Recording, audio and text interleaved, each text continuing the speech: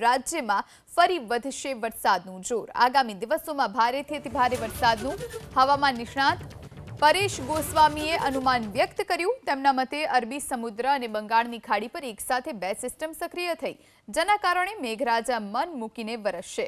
તો આ તરફ હવામાન વિભાગે પણ આજે સુરત, ભરૂચ, ડાંગ, તાપી, નવસારી, વલસાડ, દાહોદ, છોટાઉદેપુર અને નર્મદા જિલ્લામાં ભારે વરસાદની આગાહી કરી છે। તો આવતીકાલે વલસાડ, ભરૂચ અને નર્મદા જિલ્લામાં ભારે વરસાદની આગાહી કરવામાં આવી।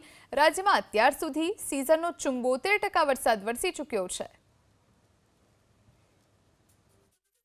આમ જોવા જઈએ તો આજે 22, 23 અને 24 એમ 3 દિવસ સુધી રાજ્યના અમુક વિસ્તારોમાં સામાન્યથી મધ્યમ વરસાદની શક્યતાઓ છે, પણ 24 અને 25 તારીખથી રાજ્યની અંદર ભારેથી અતિ ભારે વરસાદની શક્યતાઓ દેખાઈ રહી છે, કેમ કે એ લો પ્રેશર જે આવી રહ્યું છે અને અરબ સાગરની સિસ્ટમ એમાં મર્જ થશે, એ વેલમાર્ક લો પ્રેશર અથવા તો ડિપ્રેશન બની અને ગુજરાત ઉપરથી પસાર થશે, જેને કારણે ગુજરાતના તમામ રિજનો હોય, જેમાં સૌરાષ્ટ્ર, કચ્છ, મધ્ય ગુજરાત, ઉત્તર ગુજરાત અને દક્ષિણ ગુજરાત તમામ સેન્ટરોની અંદર ભારેથી અતિ ભારે અને સારા વરસાદો પડે તેવી શક્યતાઓ દેખાઈ રહી છે। એટલે ખાસ કરીને આ બંને વરસાદની સિસ્ટમો સક્રિય થઈ છે, જેને કારણે જે આ ચાલુ મહિનો છે, ઓગસ્ટનું જે છેલ્લું અઠવાડિયું છે, એની અંદર રાજ્યની અંદર સારામાં સારા વરસાદ પડશે। મોટા ભાગના વિસ્તારોની અંદર 5 થી 7 ઇંચ અને રાજ્યના 50% કરતાં પણ વધારે વિસ્તાર એવા હશે કે જ્યાં ડબલ ડિજિટમાં વરસાદ પડી શકે છે, એટલે કે 9 ઇંચ કરતાં પણ વધુ વરસાદ જોવા મળે તેવી શક્યતાઓ માની રહ્યા છે। એટલે આવનારા દિવસની અંદર અરબ સાગર અને બંગાળની ખાડીની બંને સિસ્ટમોની અસરથી